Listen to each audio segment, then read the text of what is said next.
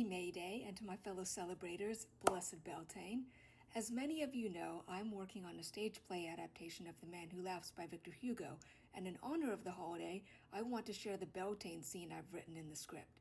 For some context, The Man Who Laughs takes place in England at the turn of the 18th century, and it follows Gwynplaine, a young boy who is disfigured by a group known as the Comprachicos, child buyers.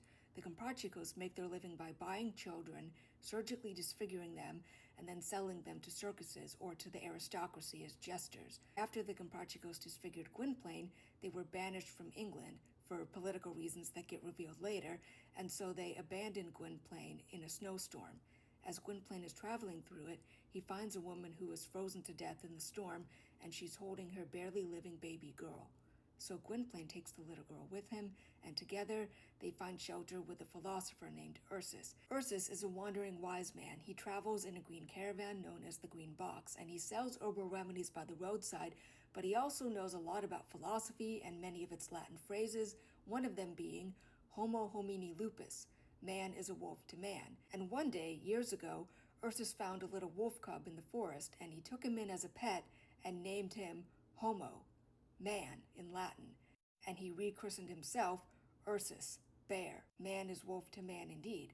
Thus, here he is, the man, and here I am, a less savage thing, a creature of the forest.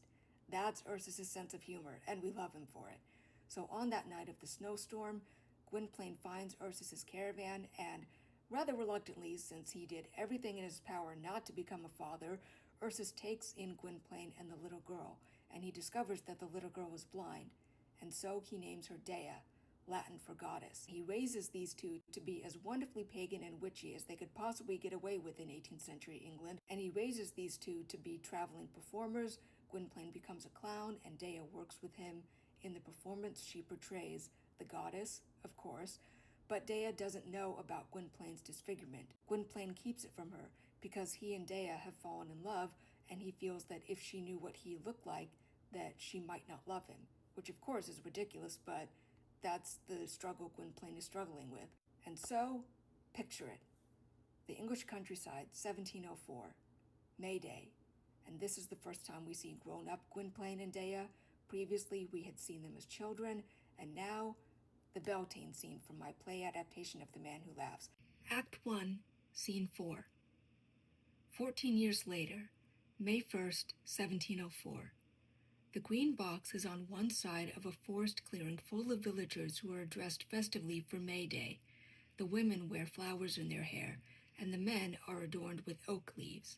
The people mingle about and snack on summer's first berries hung from some of the branches in baskets. Silhouetted against the sunset, a distant church steeple towers over the treetops. In the center of the clearing is a green maypole with long alternating red and white ribbons. Near the maypole is a pile of wood in preparation for a bonfire. From the back of the audience, we hear bells and drums gradually growing louder. The people in the clearing quiet and turn towards the sound. Dea excitedly comes out of the caravan, quickly descending the steps. She is a willowy girl of 16, a delicate creature. Her pale face is framed and accentuated by long, curly brunette hair, and her eyes are hauntingly large and clear. She is followed by Ursus and Gwynplaine. Gwynplaine, 24, his blonde hair now shoulder-length and his shirt collar turned up to hide his scars, is awkwardly tall and thin, yet moves with a gentle grace. A procession acted out by villagers moves through the audience and onto the stage. I hear them, they're coming! What's happening? First come the servants of the May King and Queen, children dressed as woodland spirits. The boys are crowned with oak leaves and they shake the bells.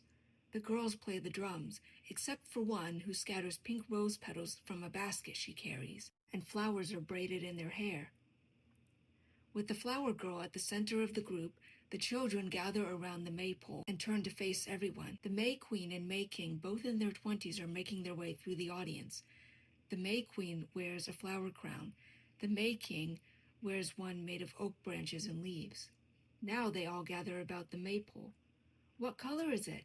Green, with red and white ribbons streaming from it, and the surrounding trees have baskets of berries hanging from them. The flower girl sets down her basket and gathers a big handful of petals from it. She looks around, briefly nervous, then tosses them gleefully into the air. "Behold, here come my lord and lady!" The people applaud, over-enthusiastically to encourage her. She shyly takes her place with the other handmaidens of the pageant. And now here come the king and queen of May. Where? Where? Through the trees, on the other side of the grove, the May King wears an oaken crown on his head. What does he look like? Is he handsome? He's too far away. I can't see his face. Yes, he is handsome, Dea. He looks to be a few years older than you, 20, I'd say, brown hair and eyes, and a strong figure, as if he might be apprenticed to a woodcutter or blacksmith. And his partner? Next to him, she's a tiny thing. Shorter, too. Slender as a reed, with fair yellow hair and blue eyes. She must be beautiful indeed if she was selected out of all the villagers as its May Queen. She is. But she wouldn't have been chosen if we lived here. Gwynplaine clasped Dea's hand. Dea interlaces her fingers with his. The May Queen and May King enter and take their places, standing across from one another. The May Queen stretches out her arms to him. "Come, my lord of the wild, my mate of—" An Anglican priest on a walk through the woods in which he was lost in his own thoughts stumbles into the clearing. He stops. He takes in the scene. What in the name of God's green earth is going on here? Everyone looks at him except for Dea. As Gwynplaine speaks, Dea crosses to one of the trees near the priest and takes a few strawberries from the hanging basket. "We're celebrating God's green earth. Why else would we dance about the maypole? Come join us, sir." "Yes, welcome." She offers the priest a strawberry. "Eat and enjoy." "I most certainly will not. I'm a man of God, a priest." "Oh, come now." She eats one. "They're strawberries, not apples. You should join us, Father. It is sacred to honor God's growing things. God alone deserves such praise. The seasons, nature, and its bounty are his creations. They have no power unto themselves." He gestures to the clearing. "Yet this May Day festival, which some of us still call by its old name, Beltane, thus revealing the truth that it is pagan blasphemy." "So you say." "It is. Look." "Would that I could." Dea passes a hand across her non-existent field of vision. "Oh, miss, I apologize. I didn't know." "That's all right. Now come, let us rejoice. Summer has come again. The air is warm, and there's flowers and fruit and—" "No, child." He takes Dea's hands. "We will rejoice, but for another reason. For God's light overcoming the night." She pulls away firmly, freeing her hands. "What night?" "The blackness of ignorance. By his good will, God can lift it from your heart and eyes if you only ask him, meekly, and then sin no more." He moves to place his hands on either side of Dea's head, near her eyes. "Let us pray." Gwynplaine stands on the caravan's top step so everyone can see him. "Lay another finger on her and I'll break all 10 of them, priest." "You threaten me? And to disrupt a prayer of healing?" "No, to assist it by providing a subject. There is one, your friend here, who is as she was born, made in God's image, to phrase it as your Bible does. In the Gospel of John, it also tells how Jesus encountered a man who was born blind and healed him without asking if he wished for it. He didn't need to. He is the light of the world. In his presence, the man was inspired to see. When the Lord told him, 'Go and wash your eyes,' he did immediately. What else was he supposed to do? Jesus just smeared mud into them." A few laughs from the crowd, and someone says they hadn't thought of that before. The priest glares at them, then turns back to Dea. "Very odd, young miss, that you know the verse, yet deny Christ's altruism. Not at all. Jesus was a poor Jewish carpenter laboring under the Romans' boots. He helped the similarly discarded and welcomed them as they were. Thus, I put no stock in John's story. It contradicts that benevolence." "How?" "According to John, your God creates the blind to bestow sight to us to gain our worship.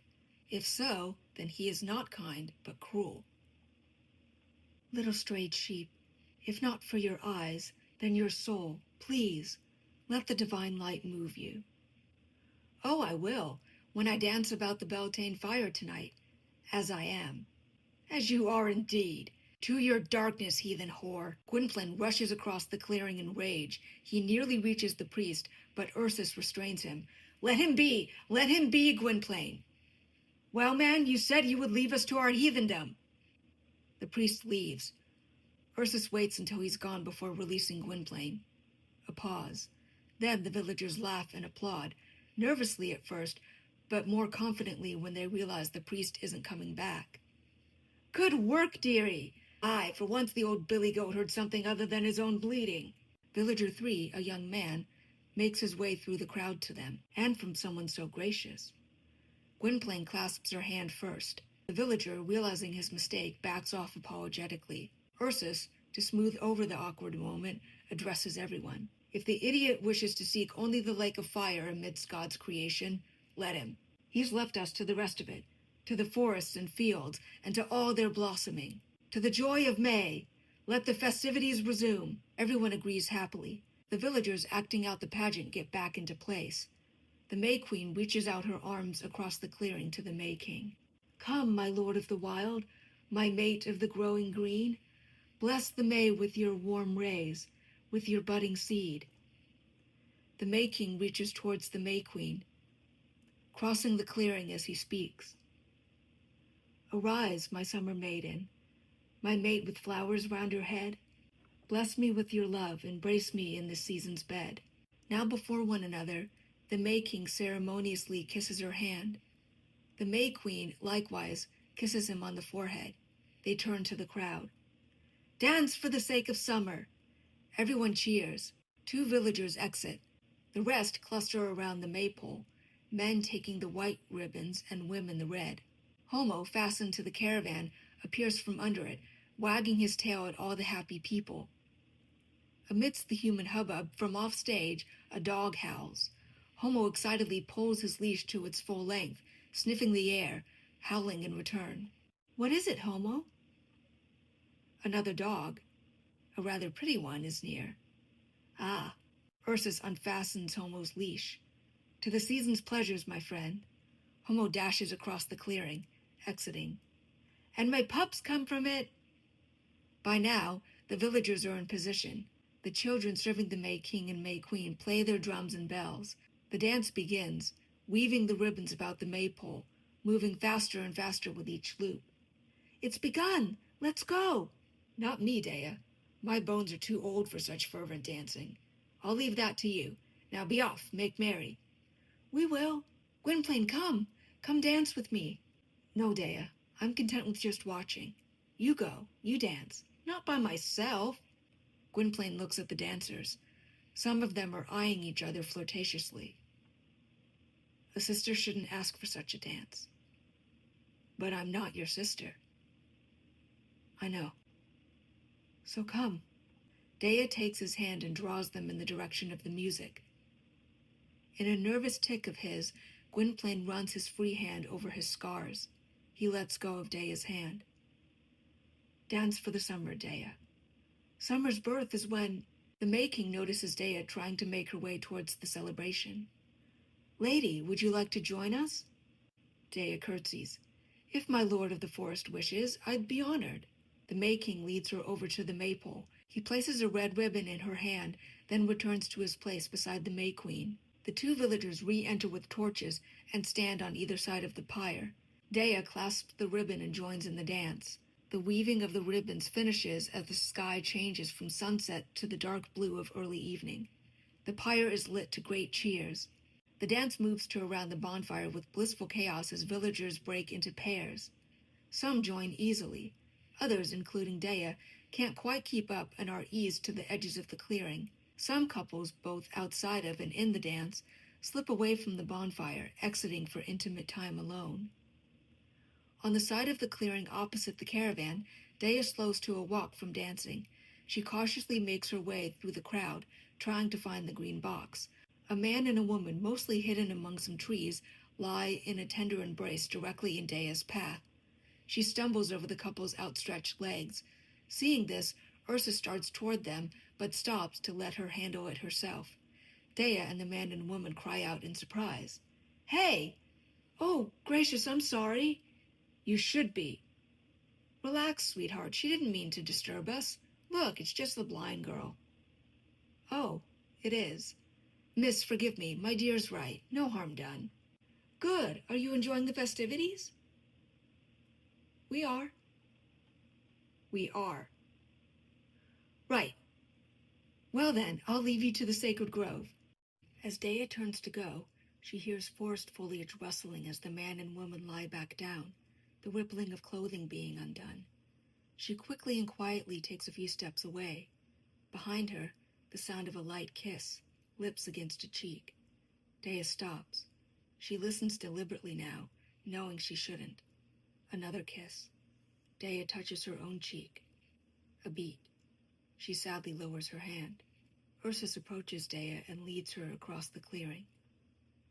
All things have their season. But now is the season. Beltane, nature's annual wedding day, when all guided by her hands come together. Even Homo found a partner this year.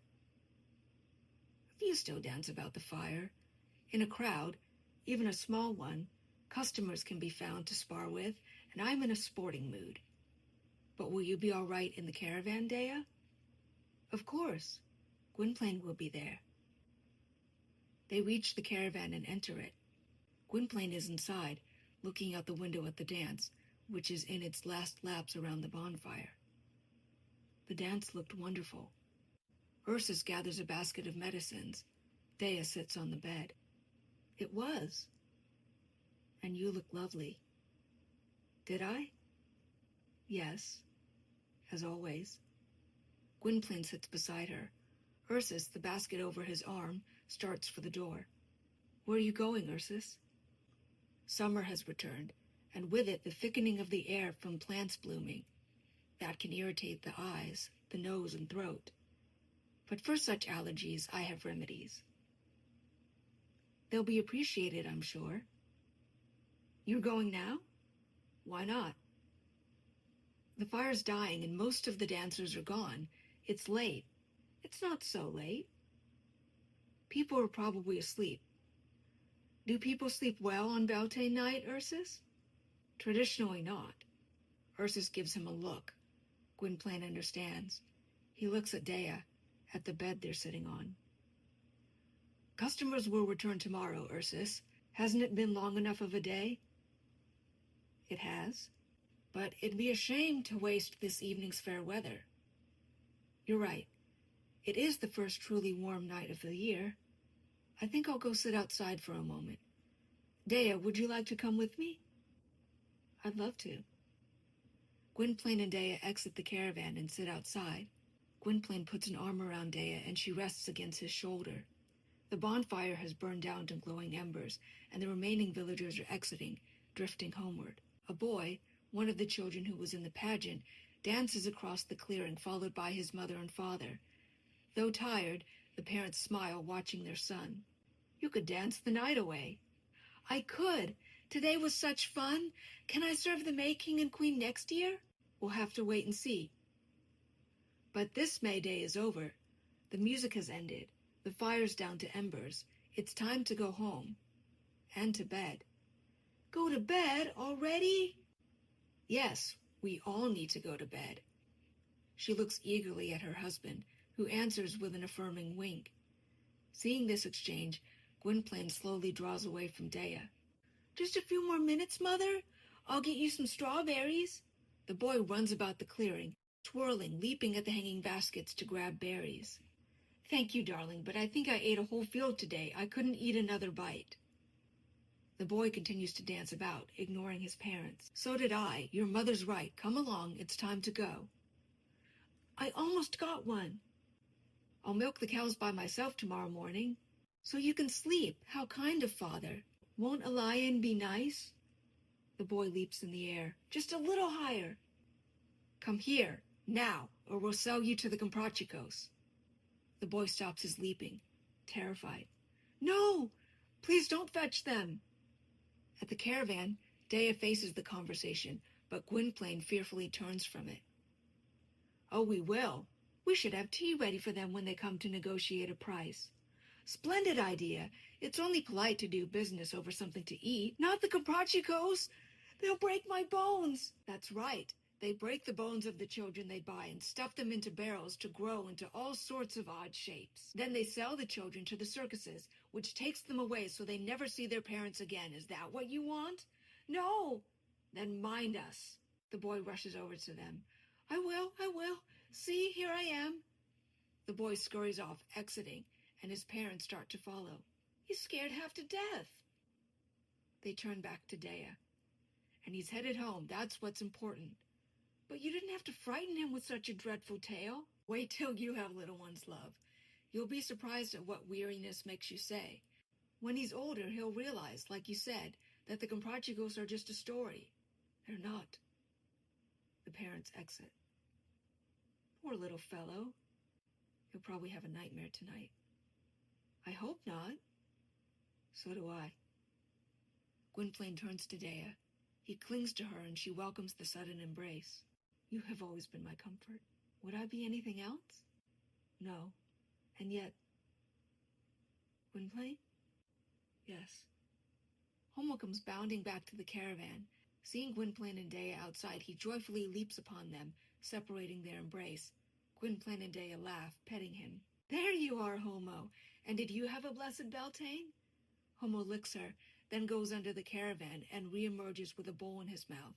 He holds it up to Gwynplaine. He wants his supper. Gwynplaine takes the bowl and enters the caravan.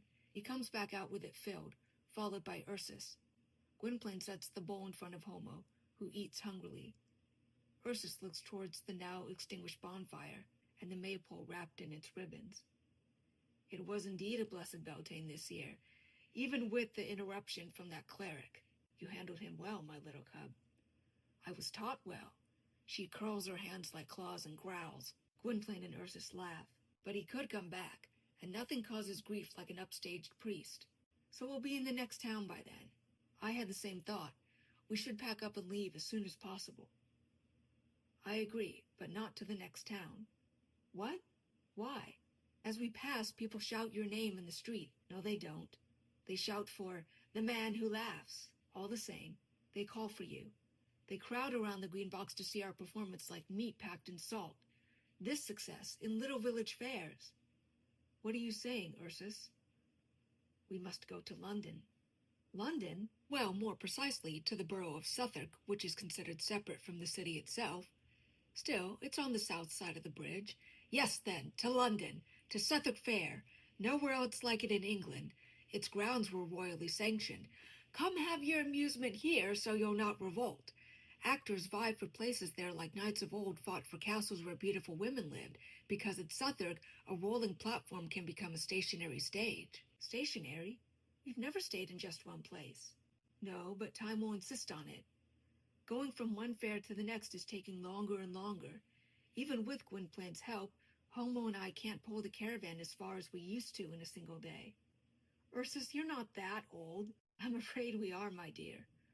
Homo's dark gray fur is now turning white, and my hair is turning gray. We should grow even more aged without the stresses of travel. And as you blossom into your youth, I'm sure you and Gwynplaine will want to settle down too. And soon. But in London, what if they don't accept us? Don't accept us, they'll love us. The people always do. True, but what of their shepherds? Imagine how worse it'd be to face them if today's battle was with only a country preacher. London's priests rage against the sins of the fair, but from the safety of their churches. They only emerge for confrontation if you insult them directly. And that's a boldness you only have once. What did you say? There is one difference between myself and the Archbishop of Canterbury. I avow what I am. I wasn't even near Kent at the time, but somehow my words still reached him. His Excellency must have been most displeased. He was. He summoned me to explain myself. What happened? Did he rescind? Didn't have to. I simply spoke more kindly of him, and of the Christian faith. And? The Archbishop was so moved he memorized the sermon and delivered it as his own that Christmas Day. They all laughed. We have nothing to fear. They're either idiots or swayed by flattery. Such are the clergymen of the cities. Yes, that's what London is. A city. A very big one. With winding streets filled with people. That's a blessing. London is like the sky. large enough to allow all the stars to shine. And that same vastness lets each star hide amongst all the others in plain sight if necessary. I don't understand. It's like listening to the birds. Sometimes when a group of them sings, the ear still catches individual voices. Other times they're so in tune together, their song seems to be one sound, one chorus. Oh, I see. Well, if London is such an offer, perhaps we should try it. You can't know anything about a fresh place until you go. But the priests. You're certain they won't trouble themselves with us, Ursus? The lady is in our play, appearing as a young woman, so the priests and the flock with wool over their eyes will see her as a maiden, while those who know will see her as the maiden, one face of the goddess. And if anyone needs to be reminded of her presence, it's Londoners, caged in a city, far from the trees, the animals, the fields. Day is right. Maybe we should go. It will be a blessing for the people. For us too, Lord and Lady Willing. Gwynplaine, your hat is always halfway full after our shows here in the countryside. At Southwark it will be filled to the brim. Even better, if we did venture there, the people will be blessed with laughter. Gwynplaine and Ursus exchange a look. It's late. We can discuss this further in the morning. Ursus takes in Homo's now empty bowl. Gwynplaine fastens him to the caravan, and Homo lies under it to sleep. Gwynplaine turns around and sees Dea heading inside. Dea? Yes? Gwynplaine picks a nearby flower and places it in Dea's hair. Blessed Beltane. Blessed Beltane. They embrace. Dea caresses him soothingly. Her touch nears his face. We hear the boy's parents, as a memory of Gwynplaine's. Mind us, or we'll sell you to the Comprachicos. Gwynplaine clasps Dea's hand, stopping its path. He draws out of her arms and ascends the caravan steps. Dea is puzzled for a moment. She takes the flower from her hair, smells it, presses it to her heart. Gwynplaine turns in the doorway just in time to see this. He says, as an aside, "You're so beautiful." He touches his cheek, covering its scar. And thank goodness you don't know how hideous I am. Dea climbs the steps and passes him to go inside. Gwynplaine folds up and secures the collapsible steps in place for the night. He closes and latches the door. The three prepare for bed, as usual, with Dea sleeping on the bed and Ursus and Gwynplaine lying beside each other on the floor.